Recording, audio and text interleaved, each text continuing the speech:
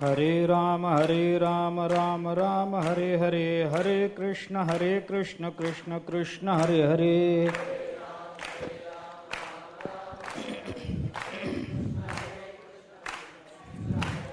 हरे राम राम हरे हरे, हरे कृष्ण कृष्ण कृष्ण हरे हरे. पुंडलिक वरदे हरि विठ्ठल श्री ज्ञानदेव तुकाराम. न पवता जयाते काखे सुनी बुद्धी ते, बोलणे मागवते ओसरले. ऐसे जे काही एक बोला बुद्धीसी, अटकते द्यावयामी शखे वाचे केले. ज्ञानेश्वर महाराज भगवंताच्या आलिंगनाचा हेतू काय ते सांगतात. भगवंताने अर्जुनाला आपला उजवा हात पसरून आलिंगन दिलं. ते आलिंगनाचा हेतू काय, कशा करता ते आलिंगन दिलं? कारण संतांची आणि भगवंताची प्रत्येक क्रिया ही अपूर्व अशी असते.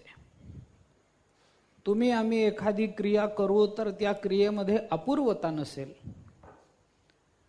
आपण रोजच जेवण करतो, सकाळी करतो, दुपारी करतो, शक्य झालं तर अजून मधल्या 2-4 वेळेला करतो. रोज जेवण करतो. सकाळचं जेवण, संध्याकाळचं जेवण हे कमीत कमी एवढं तरी आहे. कालही जेवलो, आजही जेवलो, रात्रीतून काही नाही झालं तर उद्याही जेवू, तोही काही विषय नाही. मागचं वर्षभर जेवतच आलो. आमचं रोजचं जेवण याच्यामध्ये अपूर्वता काय? काही नाही.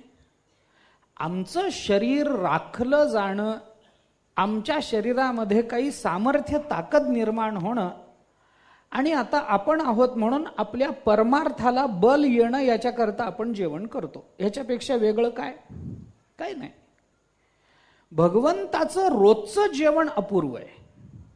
आपणही जेवण करतो, आपलाही श्वास आहे, श्वासोश्वास करतो. जगणं हा हेतू सोडला तर श्वासोश्वासाला दुसरा काय हेतू सांगता बोला? काही नाही.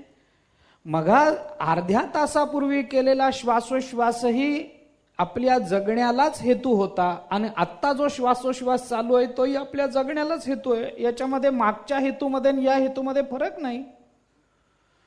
परंतु भगवंताने घेतलेला प्रत्येक श्वास आणि सोडलेला प्रत्येक उच्छ्वास, या दोन्हीचेही हेतू हे प्रत्येक वेळेला वेगळे आहेत. ज्ञानोबारायांनी केलेल्या श्वासोश्वासाचं वर्णन ज्ञानोबाराय स्वतः करतात. अरे ते श्वासोश्वासही प्रबंध व्हावे. त्यांचा प्रत्येक श्वास उच्छ्वास हा एक एक स्वतंत्र प्रबंध आहे.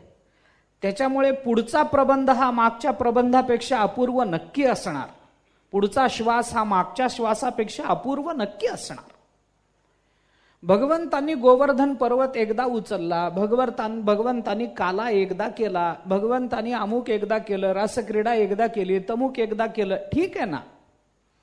परंतु आपण जर अशी आणखीन एक कल्पना करून बघितली की भगवंताला जर पुन्हा एकदा गोवर्धन पर्वत उचलावा लागला असता, तर मागे उचललेला गोवर्धन आणि आत्ता दुसऱ्यांदा उचललेला गोवर्धन याच्यामध्ये अपूर्वता असती की नाही?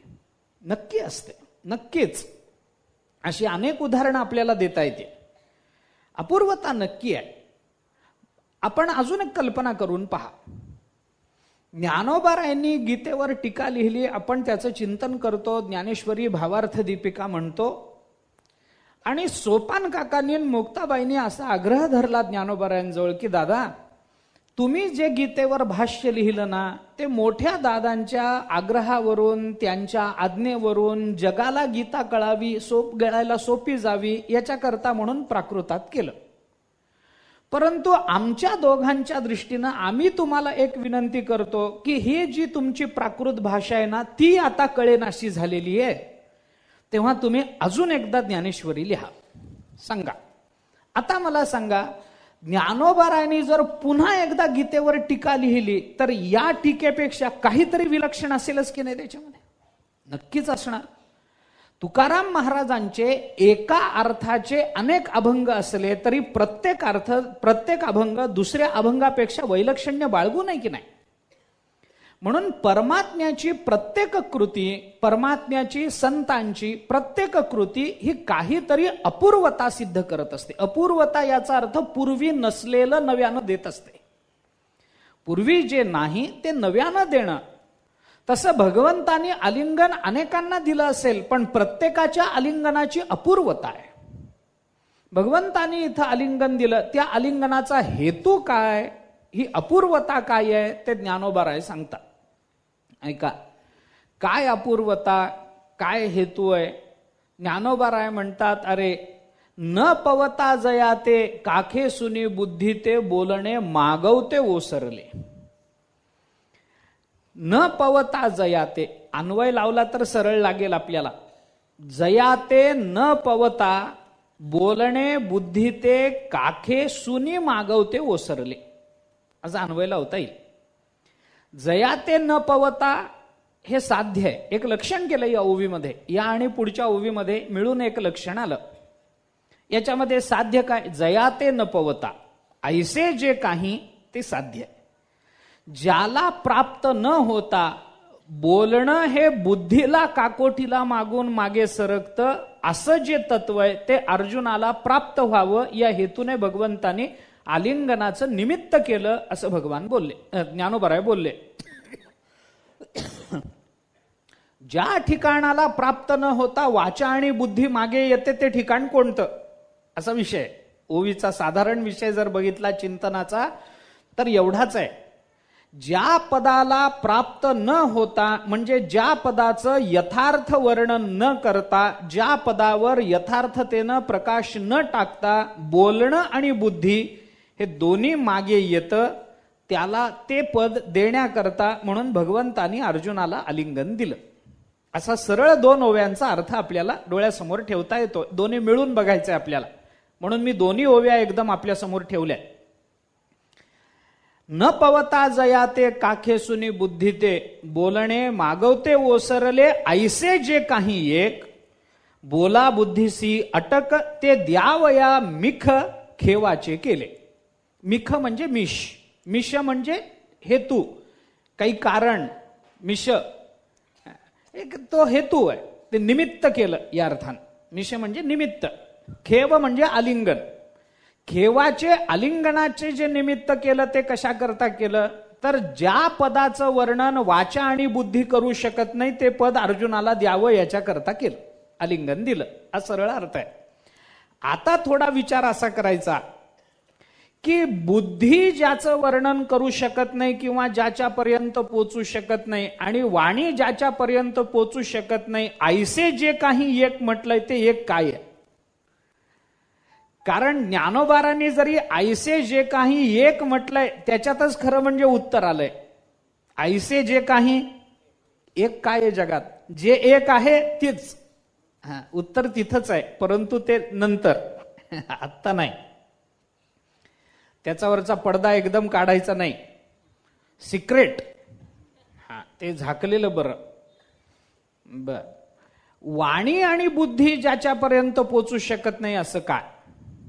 यतो वाचो निवर्तन्ते अप्राप्य मनसा सह, बस यद वाचा अनुभ्यद्यते वगैरे हे सगळे जे शब्द प्रयोग वेदांनी केले, उपनिषदांनी केले, येन वाग अभ्युद्यते वगैरे हे सगळं.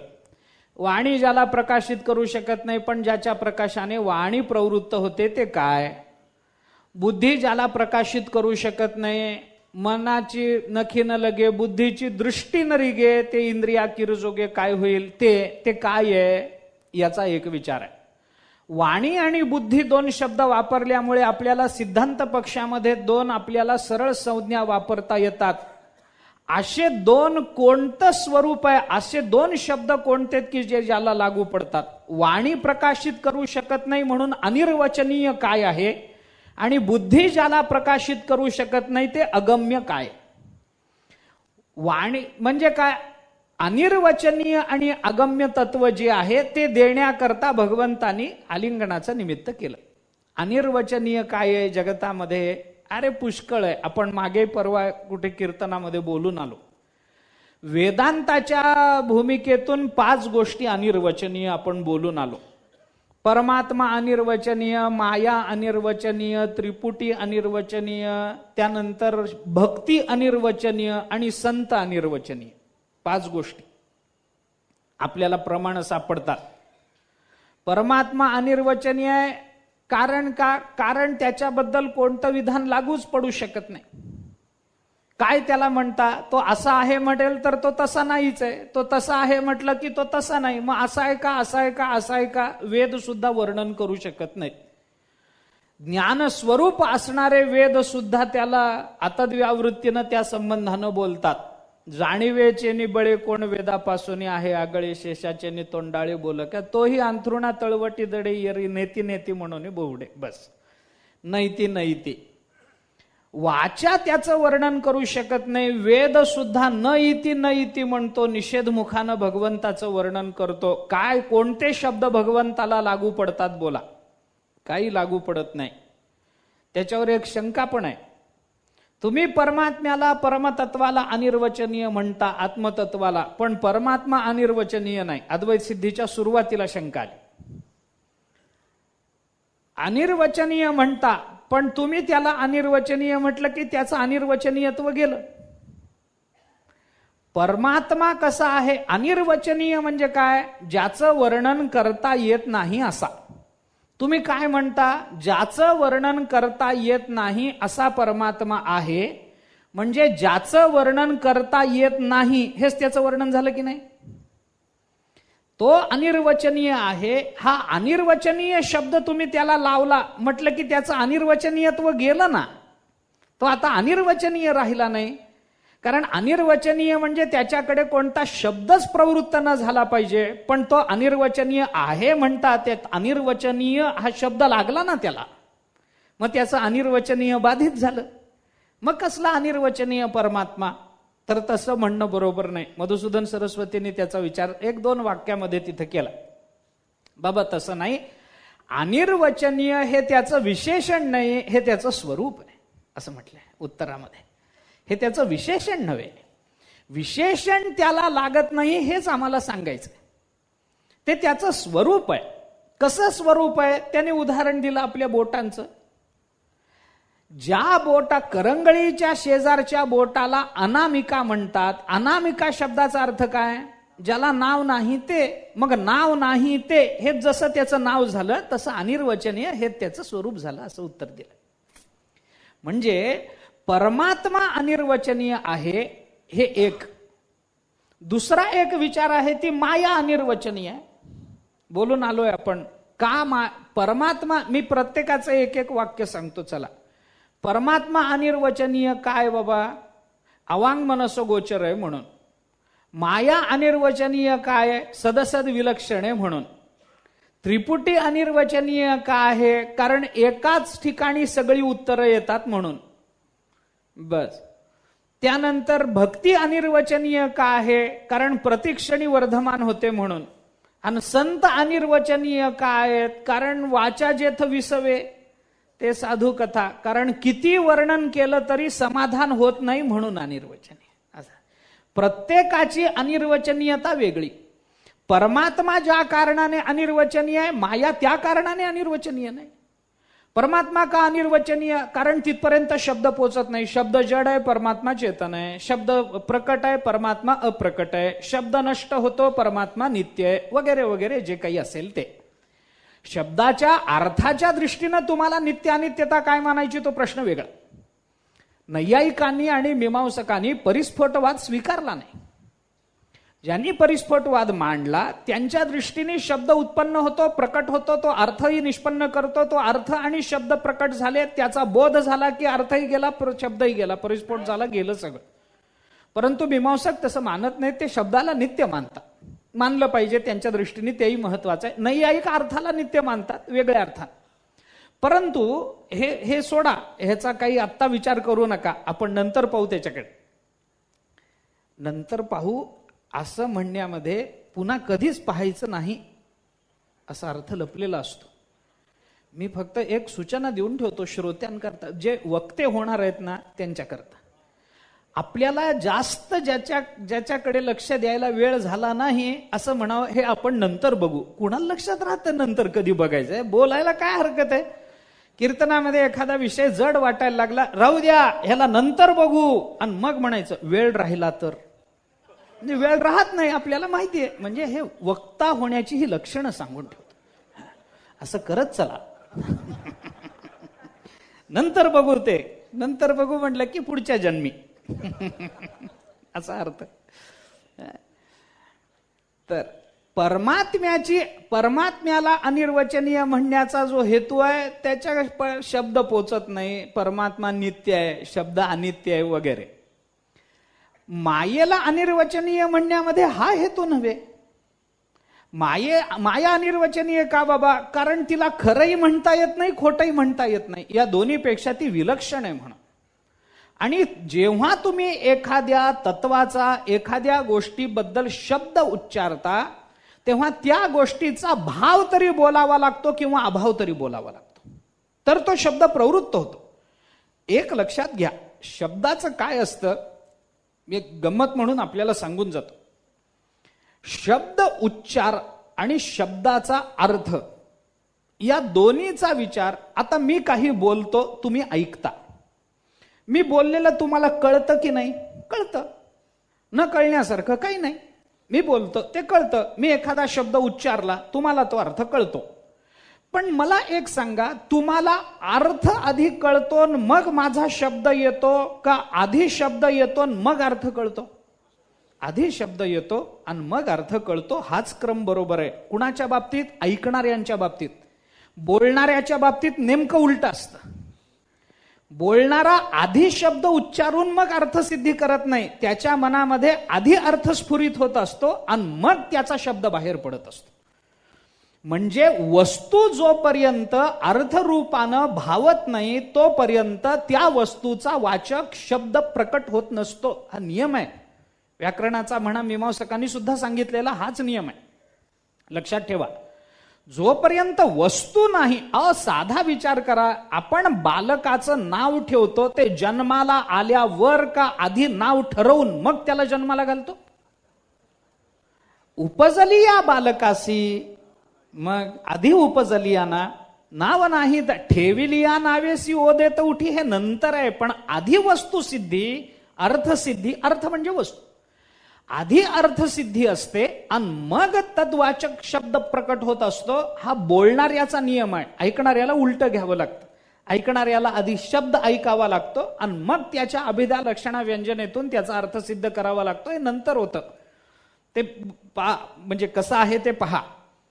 म्हणून एखादा शब्द ज्या वेळेला प्रकट होतो त्यावेळेला एकतर तो भावात्मक वस्तू संबंधानं तरी असावा लागतो किंवा अभावात्मक वस्तू संबंधानं तरी. अमुक अमुक आत्ता समोर आंबा नाही किंवा घटो नास्ती असं म्हणणं काय, किंवा अयम घट हा असं म्हणणं काय?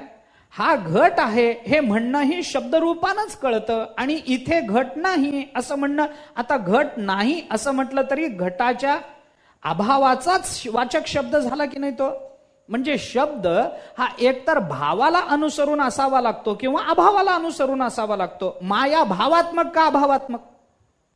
दोन्हीपेक्षा विलक्षण, म्हणून अनिर्वचनीय. अनिर्वचनीयतेचं कारण काय आहे लक्षात घ्या.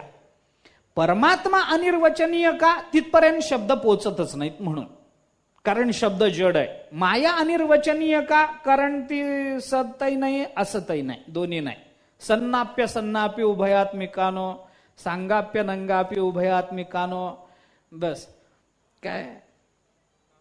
भिन्नाप्य भिन्नापी उभयात्मिकानो, सांगाप्य नंगापी उभयात्मिकानो, महद्भूता अनिर्वचनीय रूपा. बस आचार्यांनी म्हटल्याप्रमाणे ती भिन्नही नाही, अभिन्नही नाही, ती संबंधातही नाही, संबंधात नाही असंही नाही, ती सतही नाही, ती असतही नाही. मग कशी आहे? महद्भूता अनिर्वचनीय रूपा. अनिर्वचनीय माना, कारण तिच्याबद्दल काही सांगता येत नाही. सदसद विलक्षणत्व हे तिच्या अनिर्वचनीयतेचा हेतू झाला. तसं एखादी त्रिपुटी जी असते ती अनिर्वचनीय म्हणा, कारण त्रिपुटी ही ज्या मायेने निर्माण होते ती माया अनिर्वचनीय आहे. पुन्हा ज्या अविद्येने निर्माण होते ती पुन्हा अनिर्वचनीय आहे.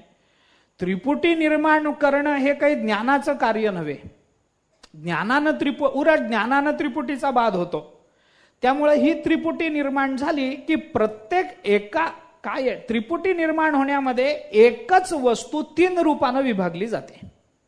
अज्ञानामुळे एक वस्तू 3 रूपांनी विभागली गेली की तिला म्हणा त्रिपुटी. ज्ञाता, ज्ञेय आणि ज्ञान ही त्रिपुटी आहे. बरोबर आहे. या त्रिपुटीमध्ये कशाचे विभाग झाले? ज्ञेय पदार्थाचे. ज्ञेय आता कसे कोणताही घ्या, ज्ञेय म्हणणं काय, ज्ञाता म्हणणं काय, ज्ञान म्हणणं काय. ज्ञान स्वरूपवाचक घेतला तर त्या ज्ञानाचे 3 विभाग अज्ञानामुळे झाले. ज्ञेयाचे 3 विभाग अज्ञानामुळे झाले. एक झाला ज्ञाता, जो ज्ञान करून घेणारा, त्याचं स्वरूप बघितलं तर तोही ज्ञान स्वरूपच आहे. एक झालं ज्ञेय, त्याचं स्वरूप बघितलं तर तेही ज्ञान स्वरूपच आहे. आणि एक झालं ज्ञान, ते स्वरूपवाचक घेतलं तर तेही ज्ञान स्वरूपच आहे. म्हणजे ज्ञाता, ज्ञेय, ज्ञान ही त्रिपुटी एकाच पदार्थाच्या अज्ञानामुळे 3 रूप आपल्याला दाखवते. आता या तिन्हीचाही विचार करायचा झाला तर ते एका ठिकाणी येऊन थांबतात, म्हणून त्याच्याबद्दल बोलता येत नाही. म्हणून मागे उदाहरण दिलंय, मी पुन्हा मागे जात नाही, सोडून द्या. चौथा एक प्रकार सांगितला, ती म्हणजे भक्ती अनिर्वचनीय. भक्तीला अनिर्वचनीय का म्हटलं? त्याचं कारण भक्ती ही प्रतिक्षणी वर्धमान होणारी आहे, ती नित्य नूतन आहे, म्हणून अनिर्वचनीय.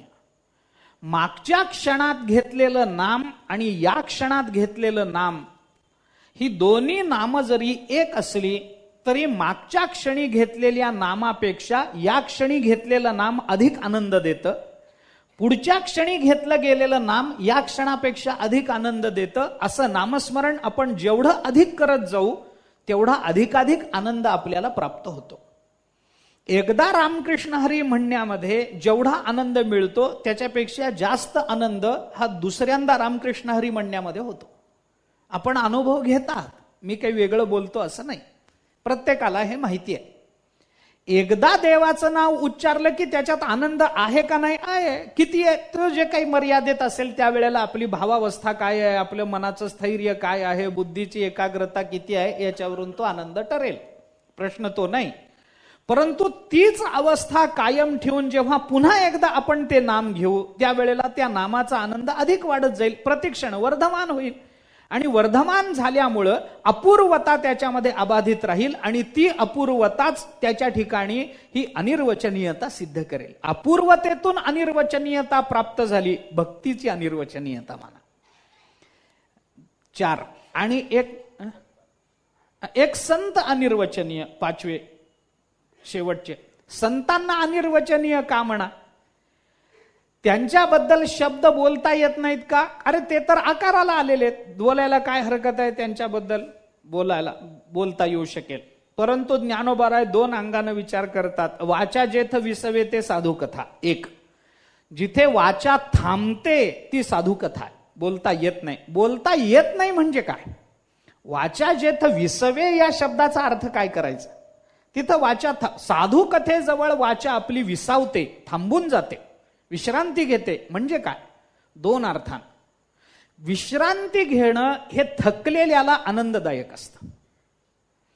संसाराचं वर्णन करता करता आता आपली वाणी इतकी थकलेली आहे की साधूच्या वर्णनामध्येच त्या वाणीला विश्रांती म्हणजे आनंद मिळत असतो. म्हणून वाचा जेथ विसवे, विश्रांती फार महत्वाची.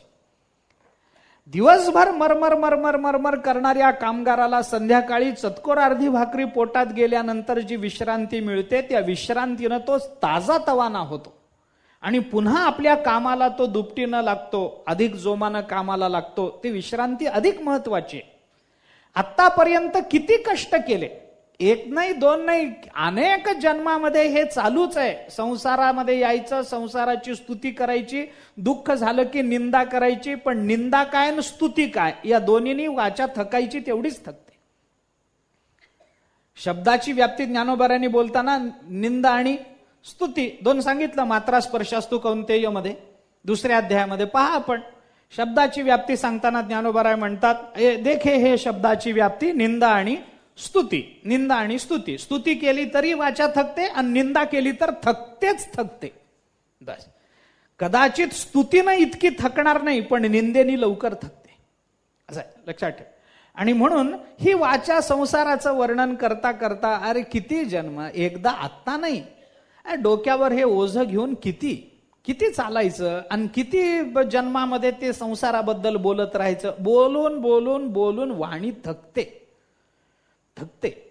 संसार किती बरं, संसारामध्ये असं आहे महाराज, किती बोललं म्हणजे संसार सांगून होतो. दुसरा एक प्रश्न, आपण किती बोललं म्हणजे संसार सांगून होतो. किती बोला किती बोला, जन्मजन्मीचं बोलत राहा, संसार सांगून होत नाही. म्हणून ही थकलेली वाणी, तिला जर विश्रांती द्यायची असेल तर एक काम करा, ज्ञानोबाराय तुकोबारायांचं चरित्र सांगून पहा, त्या वाणीला विश्रांती मिळते, ती वाणी लगेच शांत होते. ती वाणी मग अजून पुन्हा बोलण्याकरता, भगवंताच्या वर्णनाकरता अधिक दुप्पट जोमाने कार्यरत होते. वाचा जेथ विसवे, विश्रांती घेते, ती साधू कथा एक. किंवा दुसरा अर्थ करा, वाचा जिथं थांबून राहते. आता या अर्थाचं थोडंसं वेगळं चिंतन आहे. वाचा जेथ विसवे म्हणजे काय, विश्रांती घेते म्हणजे काय. दुसरा अर्थ असा आहे की शब्दानं साधूंचं वर्णन होत नाही, संतांचं वर्णन होत नाही असं म्हणता येत नाही. पहिल्या अध्यायाचं नमन सोडलं तर ज्ञानोबारायांनी ज्या ज्या अध्यायामध्ये नमन केलंय ते सगळं सद्गुरूंचंच केलं की नाही.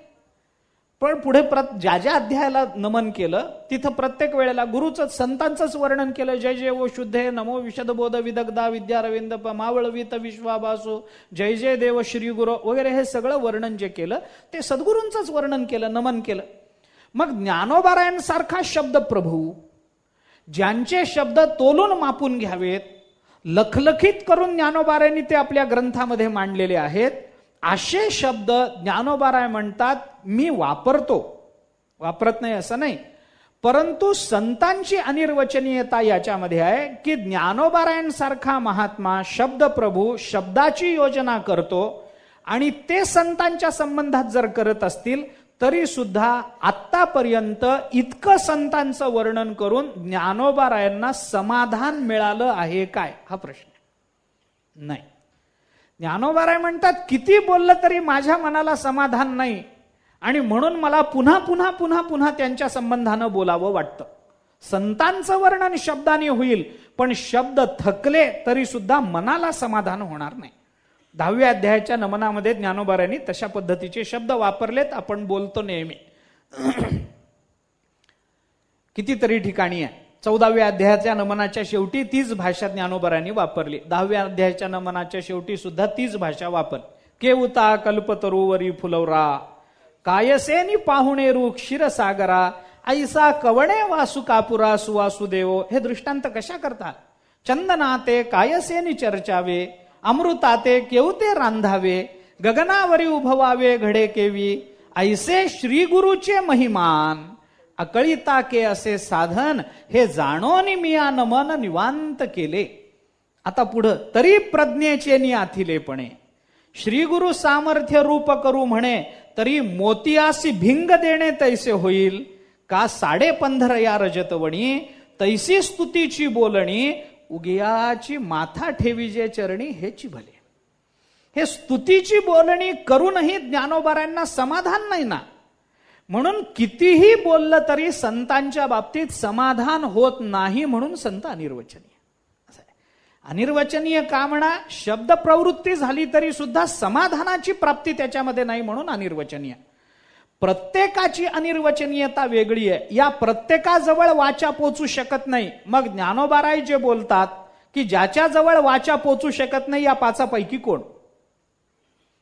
ऐका, 5पैकी कोण. आता ह्याची संगती जरा विस्तारानं लावून घ्या.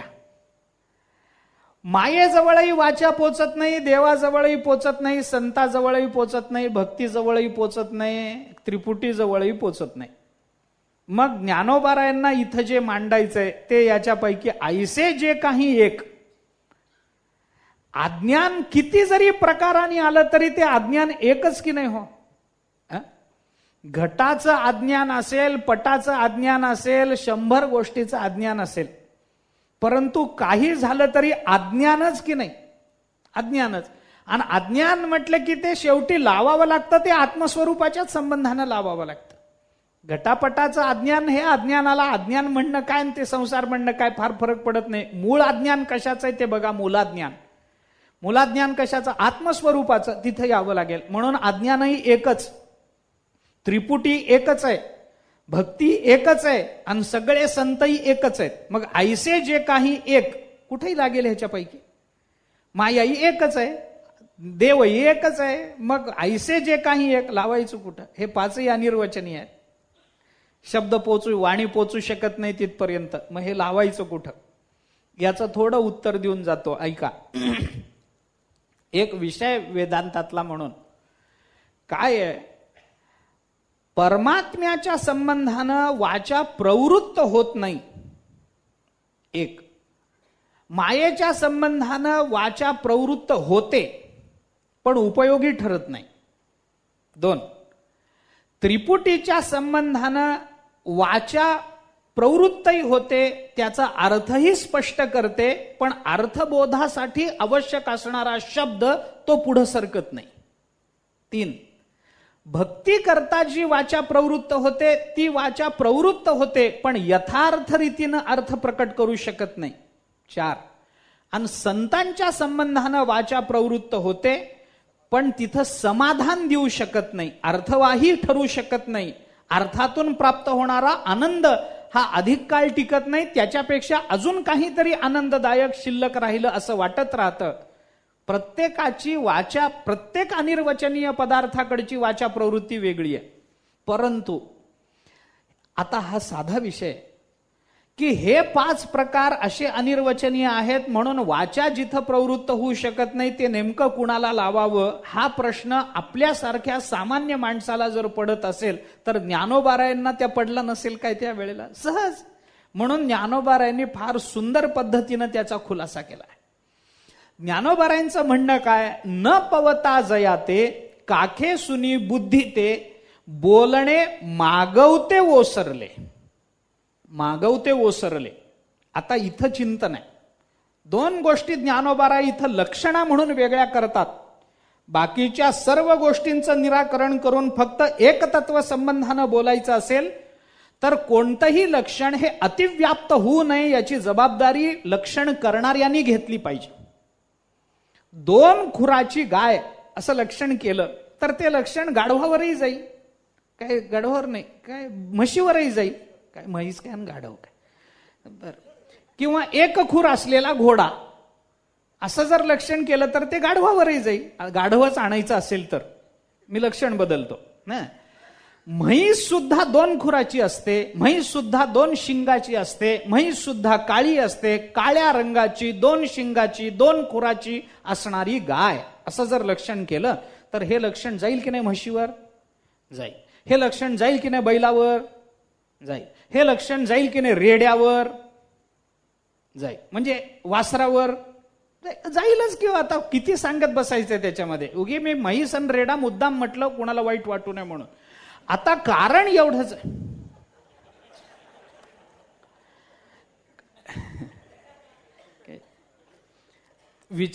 विचार एवढाच आहे त्याच्यामध्ये की अतिव्याप्ती झाली ना लक्षणाची, दोष झाला. तसं हे जर अनिर्वचनीयता, हे लक्षण जर मायेकडे गेलं, हे लक्षण जर इतरांकडे गेलं, पुन्हा ते अजून त्या त्रिपुटीकडे गेलं, अतिव्याप्ती होईल त्याची. याच्याकरता ज्ञानोबारायांनी लक्षण करताना काळजी घेतली. दोन शब्द वापरले. काय शब्द वापरले? ज्ञानोबाराय पहिल्यांदा म्हणतात न पवता जयाते काखे सुनी बुद्धी ते. बुद्धी आणि वाचा या दोन्हीची सांगड ज्ञानोबारायांनी घातली एक. आणि दुसरे ज्ञानोबाराय बोलले बोलणे मागवते ओसरले. हे कुणाच्या बाबतीत आहे हे बघितलं पाहिजे. मायेच्या बाबतीत जो शब्द प्रवृत्त होतो वर्णन करण्या, भले करू शकत नसेल वर्णन मायेचं, कारण माया ही सदसद अनिर्वचनीय आहे, सदसद विलक्षण आहे, त्यामुळे तिचं वर्णन शब्द करू शकत नाही. पण शब्द सुद्धा झाला तरी सुद्धा तो वर्णनाकडे प्रवृत्त झालेला शब्द सुद्धा हा सत्य मानायचा का मिथ्या मानायचा? आपण परवाच्या अभंगामध्ये पाहणं द्वादशीला आपण बोललो ते वारावा भोवता शब्द मिथ्या. मिथ्या शब्द वापरला. तू का म्हणे चिंती कुळीची देवता. वारावा भोवता शब्द मिथ्या, हा शब्द शेवटी मिथ्याच आहे. त्यामुळे मिथ्या शब्दानं केलेलं मायेचं वर्णन आणि त्याच्याने अनिर्वचनीयता सिद्ध झाली तर तो शब्द मागवते ओसरले बुद्धीला घेऊन हे म्हणता येत नाही. दुसरी गंमत अशी आहे की माया जरी असली तरी ती बुद्धीनं खंडित होते ना. जो बुद्धिमान आहे, ज्याला भगवान म्हणतात दुसऱ्या अध्यायामध्ये तशा पद्धतीची व्यवसायात्मिका बुद्धी प्राप्त झाली, त्याला विचारा माया आहे का नाही, तो नाहीच म्हणेल की नाही.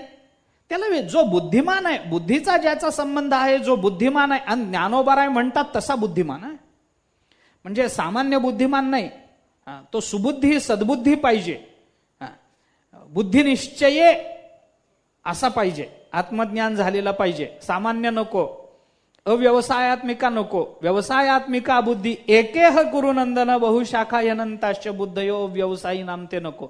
अनेक बुद्धीचे तरंग क्षणोक्षणा पालटे रंग धरू जाता संगतवतो होय बाधक नको.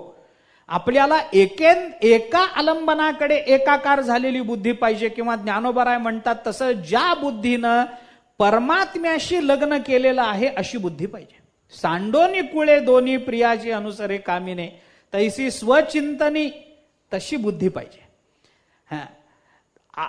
सर्व द्वंद्वाचा त्याग करून आत्मस्वरूपाच्या चिंतनामध्ये रत झालेली ज्याची बुद्धी आहे, जी परमात्म्याला वरते, परमात्म्याची पतिव्रता म्हणून राहते, अशी जी बुद्धी आहे, तो बुद्धिमान मायेचा त्याने बाध केला की नाही, केला. त्याच्या दृष्टीने माया भावात्मक अभावात्मक काय हो, अभावात्मकच आहे. मागे नव्हती, आता नाही, पुढेही नसणार, त्याला माया नाहीच आहे. स्वप्नातून जागा झालेला मनुष्य ज्या पद्धतीनं स्वप्न पदार्थ पूर्वी नव्हते, आत्ताही त्या स्वप्न बघतानाही नव्हते, जागा झाल्यावरही नाही असं तिने कालामध्ये त्याचा निषेध करतो, त्या पद्धतीनं तो मायेचा निषेध करेल. माया नाही, माया नाम वस्तू तरी नैवम साच माया न विद्यते. आचार्यांनी म्हटल्याप्रमाणे धर्माम येती जायन्ते जायन्ते तेन तत्वतः जन्म मायोपमम तेषाम साच माया न विद्यते. गौडपादाचार्यांनी म्हटलं माया नावाची वस्तू नाही. माया इति अविद्यमानस्य आख्या इति अभिप्राय.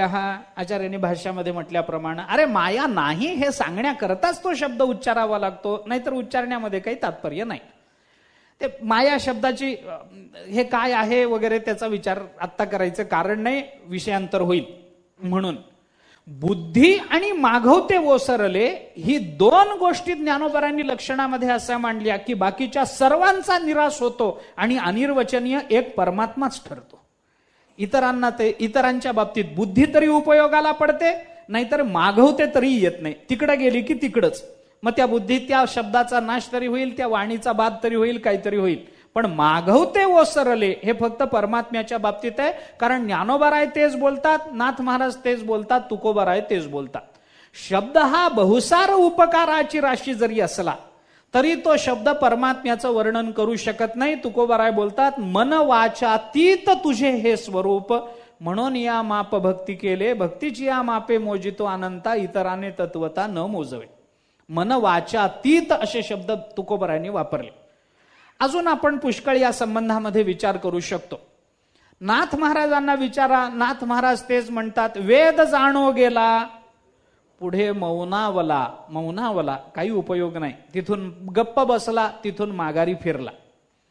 ज्ञानोबारायांनी तीच भूमिका वापरली पुढे जाऊन की बाबा हा जो वेद आहे तो परमात्म्याला जाणण्याकरता प्रयत्न करत नाही असं माझं म्हणणं नाही, परंतु ते करू नये. ते वेद काय परमात्म्याचं यथार्थतेनं वर्णन करू शकला. येथ वेद मुके झाले, मन पवन पांगुळले, रातिवीण मावळले रविशेषी. बस मुके झाले, मागवते आले, अशी कित्येक ठिकाणे जिथं ज्ञानोबारायांनी तशा पद्धतीचा विचार मांडला ते नंतर पाहू. आता लक्षात ठेवा, अशी पुष्कळ ठिकाण आहे.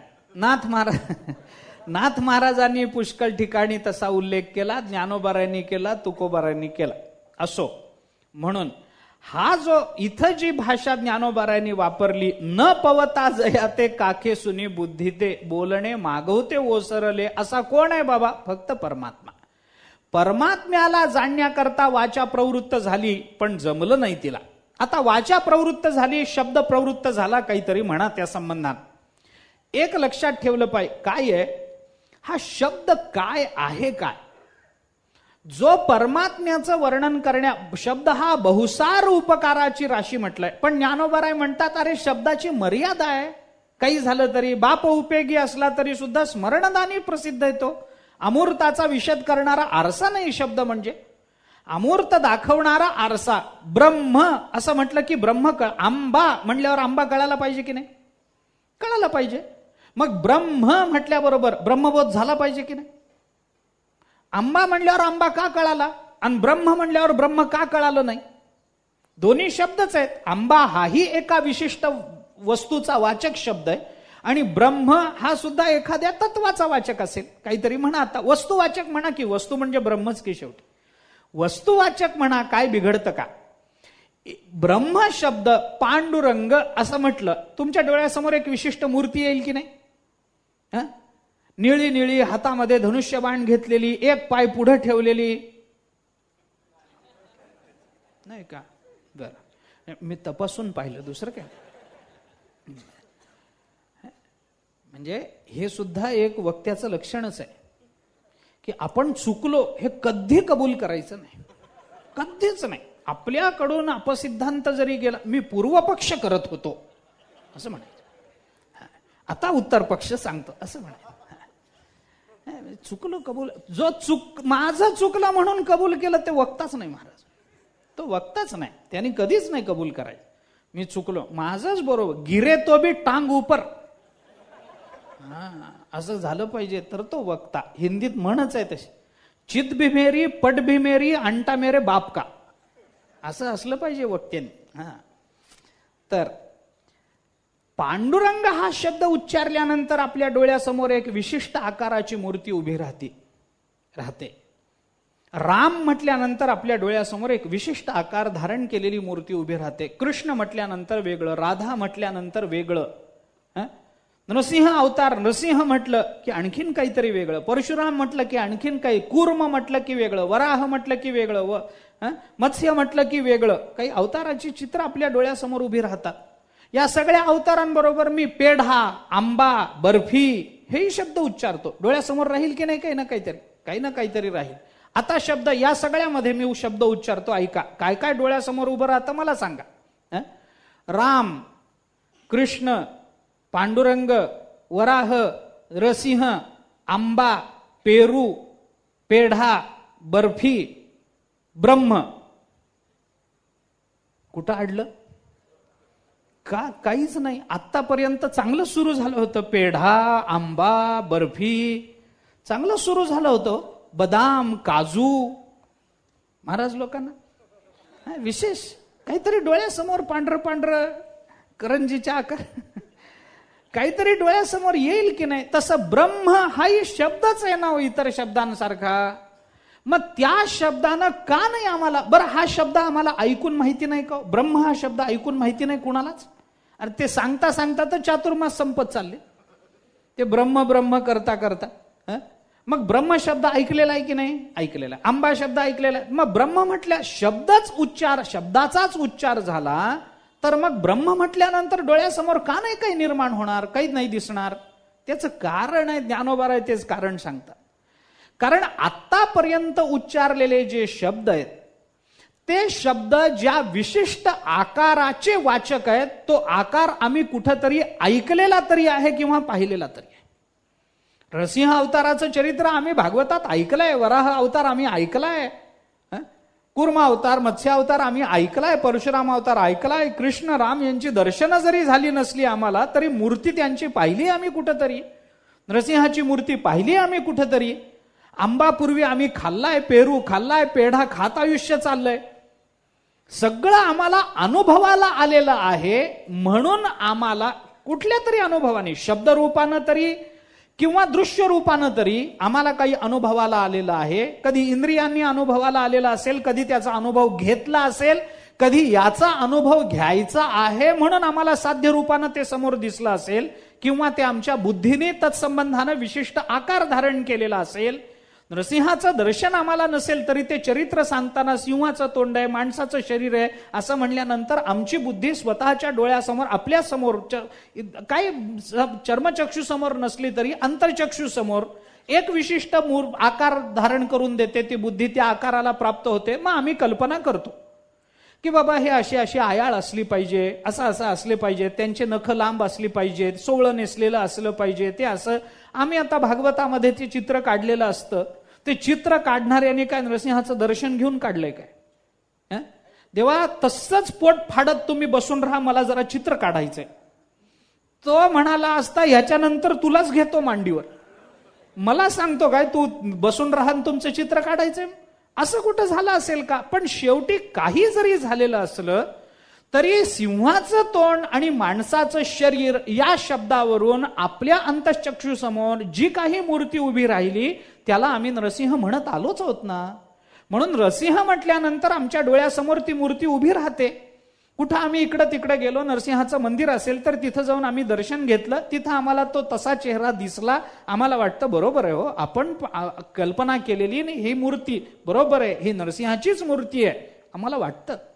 तसं ब्रह्माचा आत्तापर्यंत आपल्याला आलेला अनुभव काय? ब्रह्माचं जे वर्णन आत्तापर्यंत आम्ही प्रवचन कीर्तनामधून ऐकत आलेलो आहोत, उपनिषदांमधून वाचत आलेलो आहोत, तसा एक विशिष्ट आकार आमच्या बुद्धीने आत्तापर्यंत धारण केलाय काय ब्रह्माचा? नाही ना.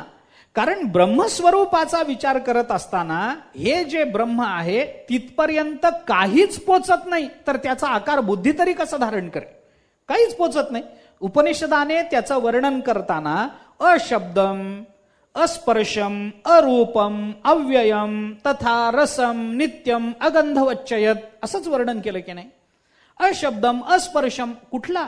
वाणी तिथपर्यंत पोचणार नाही, त्वगिंद्रिय तिथपर्यंत पोचणार नाही, डोळे अरूपम, अव्ययम, तथा नित्यम, अगंधवच्च, काहीच, नाक तिथपर्यंत पोचणार नाही, कान तिथपर्यंत पोचणार नाहीत, रसना तिथपर्यंत पोचणार नाही, त्वगिंद्रिय तिथपर्यंत जाणार नाही, काहीच तिथपर्यंत.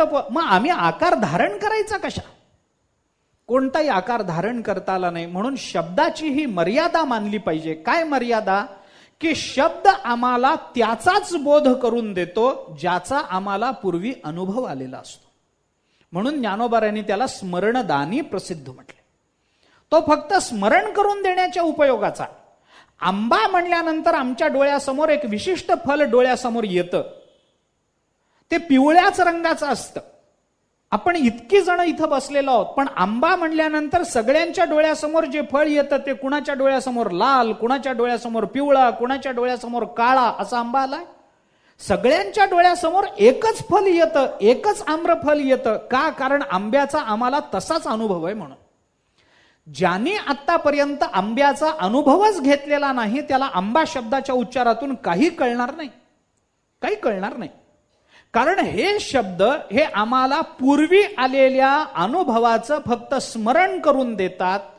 पूर्वी अनुभवलेल्या शब्दाचे वाचक आहेत एवढंच आम्हाला कळतं.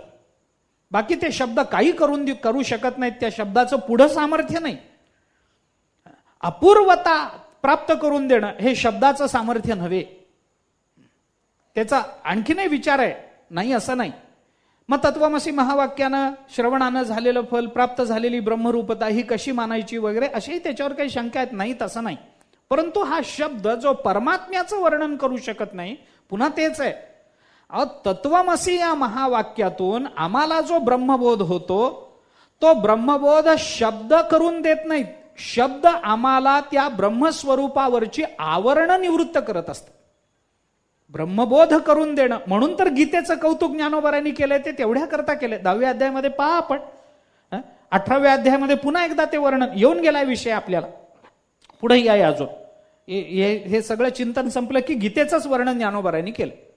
बाकीची सगळी शास्त्र आवरण दूर करणारी आहेत, पण गीता मात्र त्याला दाखवणारी आहे असं म्हणून वर्णन आले ना ज्ञानेश्वरीमध्ये. ते काय कारणाने ज्ञानोबारांनी कोणत्या हेतूने केलं तोही प्रश्न वेगळा आहे. परंतु शब्द काय आहे, हा शब्द करतो काय, आम्हाला अर्थबोध करून देतो. कसा करून देतो? शब्द म्हणजे आहे काय? शब्दाचं लक्षण सांगताना श्रोत्र ग्राह्यो गुण हा शब्द हा असं त्याचं लक्षण आलंय. जो आकाशाचा गुण आहे आणि श्रोत्र या इंद्रियानी जो ग्रहण केला जाऊ शकतो त्याला शब्द असं म्हणतात. हे शब्दाचं एक लक्षण, सामान्य लक्षण म्हणून सांगितलं गेलं.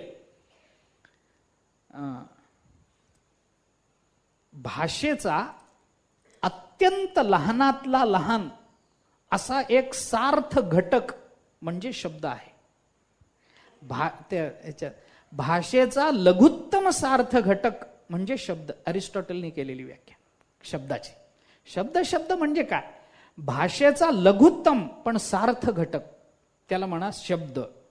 अन्य व्याख्या आल्या त्याच्यामध्ये, पण आपल्याला जी लक्षणेने व्याख्या करायची ती हीच आहे. श्रोत्रग्राह्यो गुण शब्द हा, एवढंच. आकाशाचा गुण आणि श्रोत्रेंद्रियाने ग्रहण केला जाणारा ग्राह्य पदार्थ म्हणजे शब्द आहे. हा शब्द 3 पद्धतीनं प्रवृत्त होतो. शब्दाच्या अर्थाचा विचार करताना 3 पद्धतीने शब्दार्थाचा विचार आपल्याला करता येतात. काही शब्द रूढ असतात, काही शब्द यौगिक असतात आणि काही शब्द योगरूढ असतात. 3 पद्धतीनं त्याचा विचार आला. रूढ शब्द म्हणजे काय? म्हणजे परंपरेनं त्याला तो अर्थ प्राप्त झालेला असतो, तो रूढार्थ झाला त्या शब्दाचा. गाय असा शब्द आला की काय आहे? आपल्याला परंपरेनं माहिती आहे याला गाय म्हणतात. आता शोध घेऊन पहा, या गायीला पहिल्यांदा कुणी गाय म्हटलं? गरज नसते त्याची. आमची आई आम्हाला शिकवते ही गाय आहे, कारण तिच्या आईने तिला तसं शिकवलेलं असतं, कारण तिच्या आईने तिला तसं शिकवलेलं असतं, कारण असंच. याला म्हणतात रूढ अर्थ. हा रूढ शब्द झाला. गाय, बैल, म्हैस, घोडा किंवा एखादं वाद्य, हे काय आहे? हे वाद्य आहे. वाद्य म्हणजे काय? त्याला काही असं हे नाही. ते रूढ अर्थानं ते शब्द तसे आले. वाघ आहे, सिंह आहे, असे शब्द. काही शब्द यौगिक असतात. यौगिक म्हणजे काय? ते शब्द धातूवरून सिद्ध झालेले असतात. त्याच्या मुळाशी काहीतरी धातू लागत असतो. आता लोहार हा शब्द आहे, धातूवरून सिद्ध झाला. आता असे अनेक शब्द आहेत, तत्सिद्ध असणारे शब्द मराठीतही पुष्कळ आहे, पुष्कळ धातूवरून. आणि काही शब्द हे योगरूढ शब्द असतात, म्हणजे ते रूढार्थानंही तसेच चालतात आणि ते त्याचा धातुअर्थही आपल्याला सिद्ध करता येतो. गणपती असा शब्द आहे. गणपतीमध्ये काय आहे? गणस्य वृंदस्य पती अधिपती गणपती असं म्हणता येईल की नाही?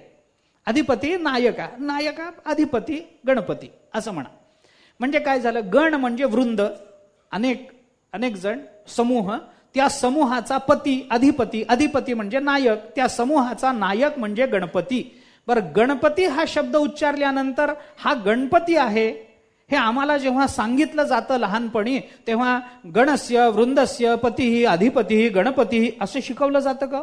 नाही. हा गणपती आहे. मग रस्त्यावरून कुठेही जाताना आई गणपती आहे, बाबा हा गणपती आहे, लहान मूल म्हणतं की नाही?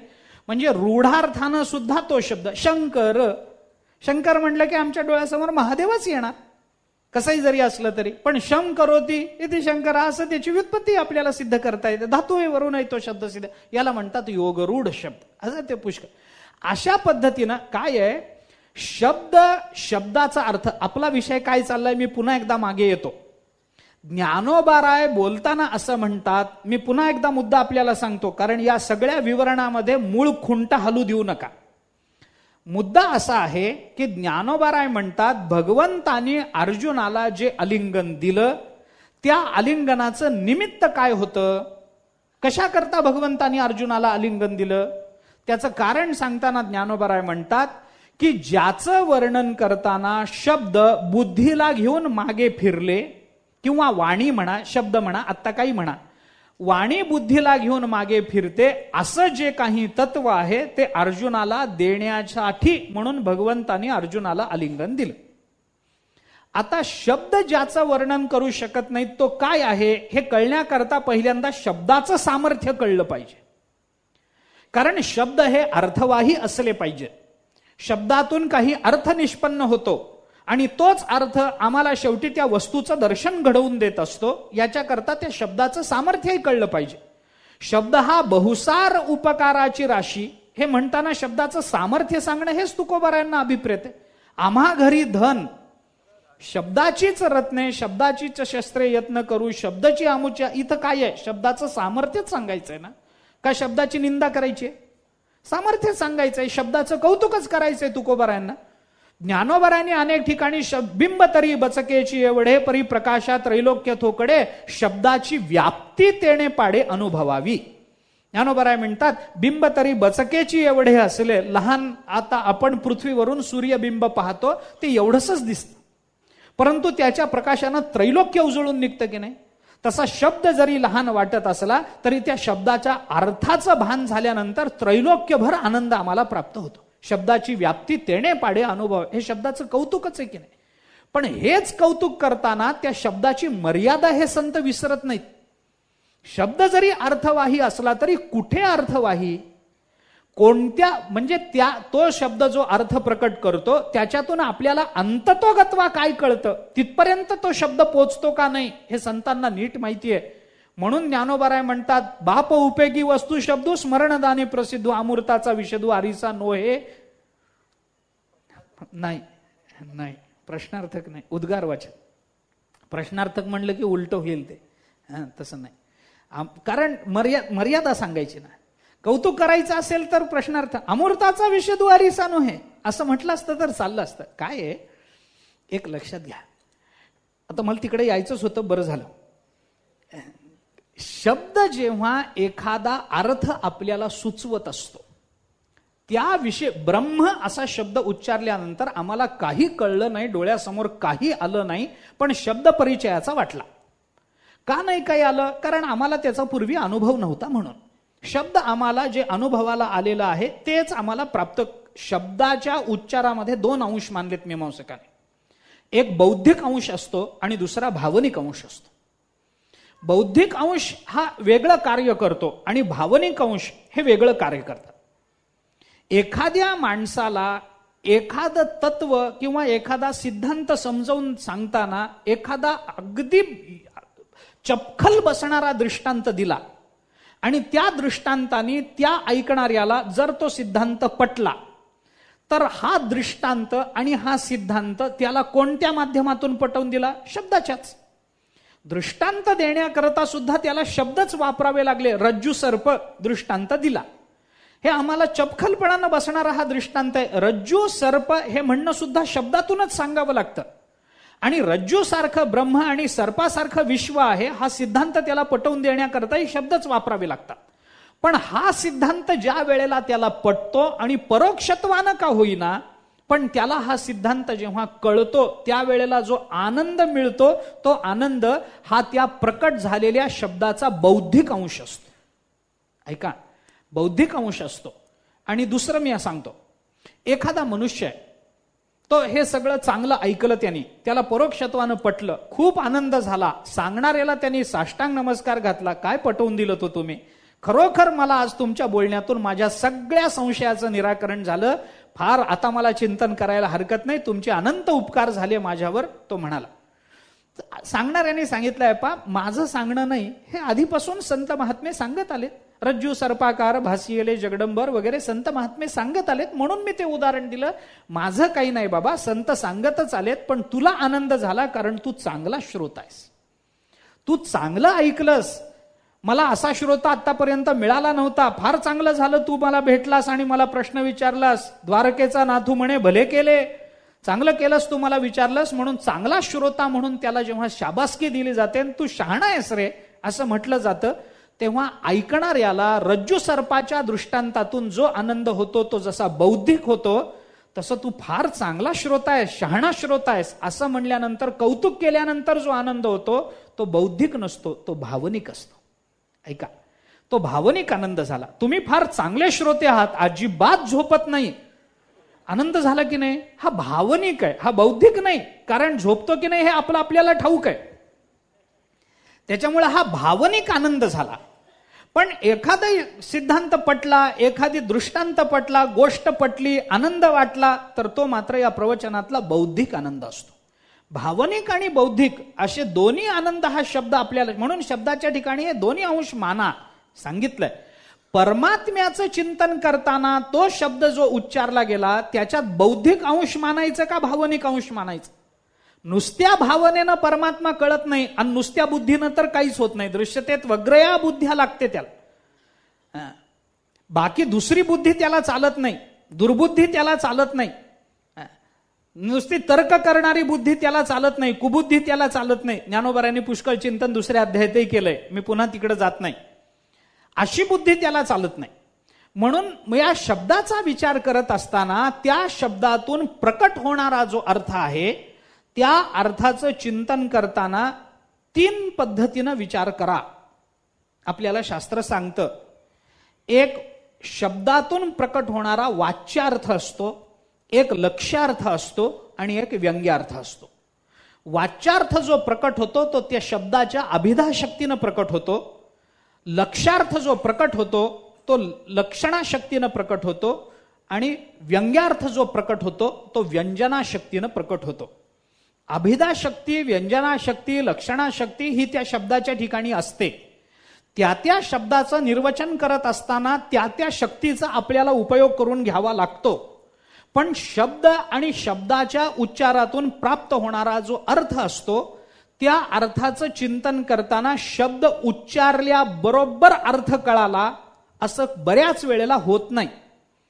आपण मागेही बोललो, ज्या शब्दाचा आपल्याला, ज्या वस्तूचा आपल्याला अनुभव नाही त्या शब्दाच्या उच्चारणामधून त्या वस्तूचा बोध होत नाही. एखाद्या माणसाला अंगावर मांजरपाटाचेच कपडे घालून माहिती असतील, त्याला मलमल जर माहितीच नसेल तर मलमल हा शब्द त्याच्यासमोर उच्चारला तर त्याला काहीच अर्थ बोध होणार, कारण त्या वस्तूचा त्याला याच्यापूर्वी अनुभव नाही.